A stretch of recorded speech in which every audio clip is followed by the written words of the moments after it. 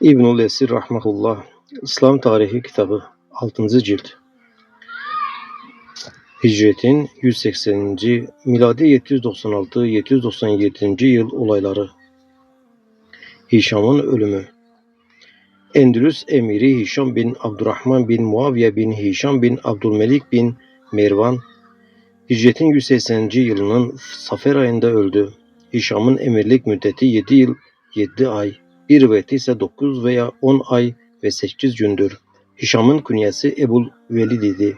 Annesi bir Ümmü Veled cariye idi. Hişam kırmızıya çalan beyaz bir tene sahipti ve gözleri şaşıydı. Arkasında 5 erkek evlat bırakmıştı. İleri görüşlü, adalet ve cesaret sahibi bir kimseydi. Ayrıca çok hayır yapar, hayır ehlini ve iyi kimseleri sever, düşmanlarına karşı sert tavır takınır ve cihada çok rağbet gösterirdi. Hişam'ın yapmış olduğu en güzel şeylerden birkaçı şunlardır. Emirliği döneminde tayin ettiği bir zekat amiline, zekat vergisini Allah'ın kitabına ve Resulünün sünnetine uygun olarak toplatmıştır. Ayrıca babasının başlayıp da ikmal edemediği Kurtuba'daki camiyi tamamlamış ve pek çok mescid yaptırmıştır. Yine onun döneminde İslam'ın izzeti doruk noktasına ulaşmış, küfür ise zelil ve perişan olmuştur. Emirliği zamanında ölen birisi terçesinden Müslüman bir esiri kurtarmak için vasiyette bulunmuş. Fakat Müslümanların kuvvetli, düşmanların zayıf oluşu dolayısıyla kafirlerin ülkesinde satın alınmak için böyle bir esir bulunamamıştır. Hişam'ın menakıbeleri pek çoktur. Endülüs halkı onun pek çok menakibesini nakletmiştir. Hatta Endülüslüler onun hakkında mübalağada bulunmuşlar ve onu Ömer bin Abdülaziz'e benzetmişlerdir. Hişam'ın oğlu Hakim'in emir oluşu ve Muntasır lakabını alması. Hişam öldüğü zaman yerine oğlu Hakim geçti. Hakim ileri görüşlü, celadet sahibi bir kimseydi. Endülüs'te çok köle edinen, kapısına atlar bağlatan ve zalim hükümdarlara benzemeye çalışan iç kimseydi. O fasih ve şair bir kişiydi. İdari işlere ise bizzat kendisi bakardı. Hakim emirliğe geçince amcaları Süleyman ile Abdullah karşı koydular. Bu sırada Süleyman ile Abdullah batıdaki kara parçası üzerinde bulunuyorlardı. Abdullah Endülüs'e geçti ve Belenciye, indiki Valencia'yı ele geçirdi. Tanza'da bulunan kardeşi Süleyman da ona tabi oldu. Böylece her iki kardeş halkı hakimin üzerine kışkırtmaya devam ettiler ve fitneyi körüklediler. Hatta hakimle bir müddet savaştılar. Fakat zafer hakimin lehine neticelendi. Daha sonra hakim bir fırsatını buldu ve amcası Süleyman'ı hicretin 184. yılında öldürdü. Abdullah ise Valencia'da ikametini sürdürdü ve fitne çıkarmaktan kaçındı. Hatta korkusundan hakime bir elçi göndererek ondan sulh isteğinde bulundu. Hakim de onun bu isteğini kabul etti ve hicretin 186. yılında aralarında sulh anlaşması yapıldı. Hakim, Abdullah'ın oğullarıyla kız kardeşlerini evlendirdi. Böylece körüklenen fitne sönmüş oldu. Hakimin amcalarıyla uğraşmasının fırsat bilen Frenkler, İslam memleketlerine saldırdılar ve Barcelona şehrini ele geçirerek kendilerine yurt edindiler ve taraftarlarını buraya yerleştirdiler. Müslüman askerler ise yavaşça ortadan seçildiler. Barcelona şehri hicretin 185. yılında onların eline geçmişti. Endülüs'te Frenkler ile yapılan savaş. Bu yıl Endülüs emiri Hakim Abdülkerim bir Muğis komutasındaki büyük bir orduyu Frenk memleketlerine gönderdi. Frenk topraklarına giren Abdülkerim askerlerini küçük birlikler halinde Frenklerin üzerine sevk etti. Bu birlikler gittikleri yerlerde yangınlar çıkardılar ve yağmacılık hareketlerine giriştiler. Ayrıca pek çok kimseyi de öldürdüler. Abdülkerim'in gönderdiği bir birlik de suyu seçilen denizden Haliç'e geçti. Frenkler ise hiçbir kimse burasını kesemez zannıyla ailelerini ve mallarını Halic'in arkasına bırakmışlardı. Onların hesabını yanlış çıkaran Müslümanlar bir gün ansızın yanlarına çıka geldiler. Onların pek çoğunu öldürdükten sonra bir kısım erkekler ile ailelerini esir ettiler ve hayli ganimet ele geçirdiler. Neticede bu birlik sağ salim Abdülkerim'in yanına geri döndü. Abdülkerim'in gönderdiği bir başka birlik Fransa'nın bir kısım beldelerinde büyük tahribat yaptı. Elde ettikleri ganimetlerden başka oraların erkeklerini esir aldı. Esirlerden biri Frank krallarından bir grubun Müslümanların keseceği yolun üzerinde bulunan dar çeşitli bir vadiyi tuttuklarını haber verdi. Bunun üzerine Abdülkerim askerlerini topladı ve savaşa hazır bir vaziyette gayet dikkatle harekete geçti. Kafirlere hissettirmeden aralarına bir anda karışan Müslümanlar hemen kılıçlarını indirdiler ve onları hezimete uğrattılar. Abdülkerim onların yanlarında bulundukları bütün malları ganimet olarak aldı ve beraberindekiler ile birlikte salimen geri döndü. Ali bin İsa'nın Horasan'a vali tayin edilmesi. Bu yıl Harun er-Reşid Horasan valisi bulunan Mansur bin Yezid'i azletti. Yerine ise Ali bin İsa bin Mahan'ı tayin etti. Ve Ali bin İsa Horasan'da 10 sene valilik görevinde kaldı. Ali bin İsa'nın valiliği döneminde baş kaldıran ve aynı zamanda bir harici olan Hamza bin Etrük Büşence geldi ve ona Herat'ta bulunan Amraveh bin Yezid el-Ezdi 6.000 kişilik bir kuvvetle karşı koydu. Hamza Amraveh'i çatışmada yendi ve onun bir grup askerini öldürdü. Bu arada Amraveh de bir izdihamda sıkışarak öldü. Bunun üzerine Ali bin İsa oğlu Hüseyin'i 10.000 kişilik bir kuvvetle Hamza'nın üzerine gönderdi.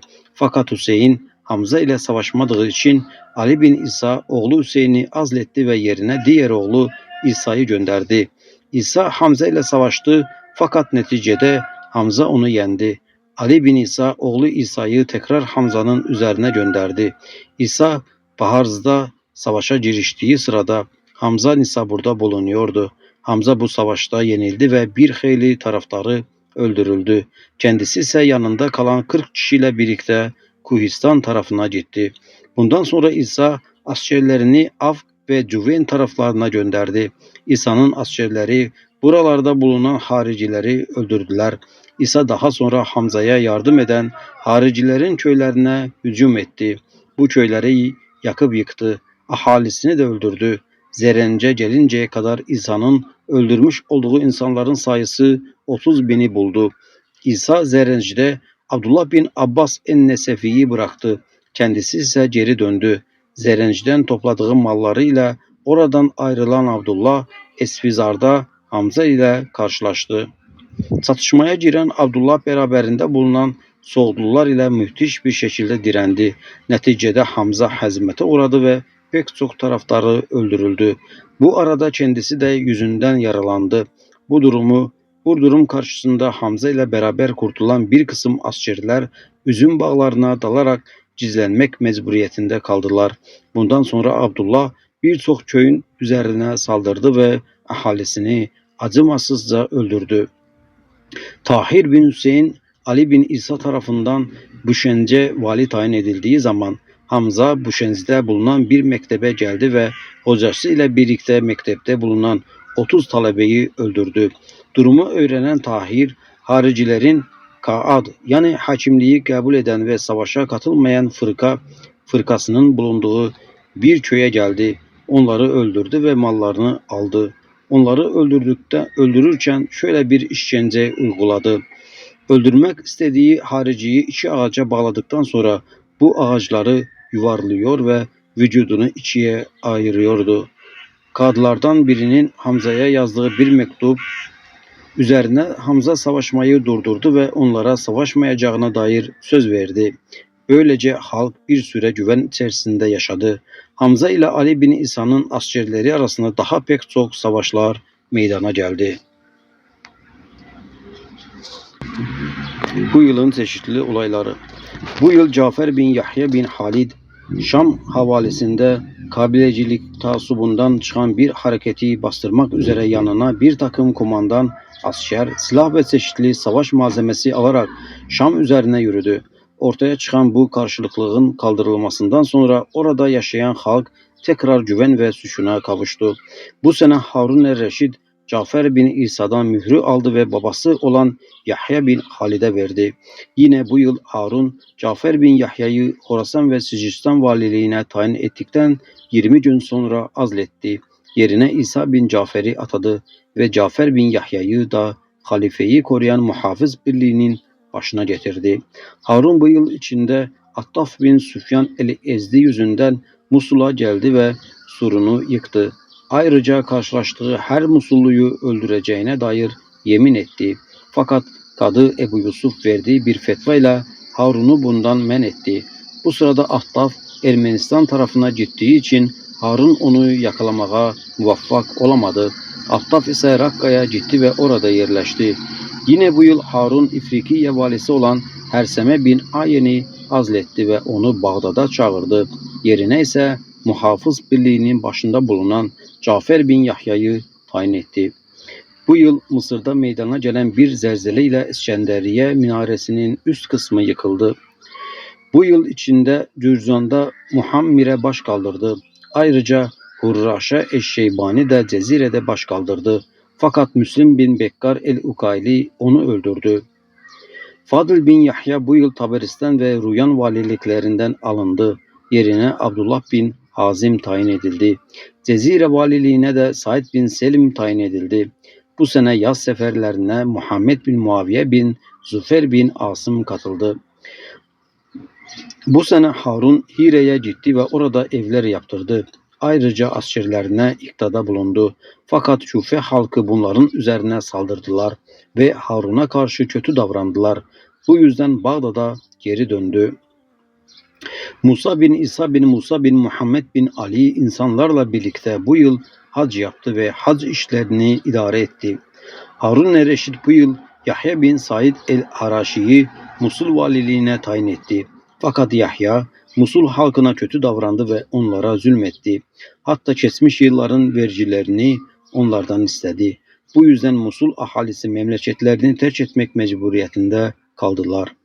Süfyan es-Sevri'nin kardeşi Mübarek bin Said es-Sevri, Seleme el-Ahmer, Said bin Haysem, Ebu Ubeyde, Abdülvaris bin Said, Ebu Damra, Enes bin İyad el-Leysi bu yıl vefat ettiler.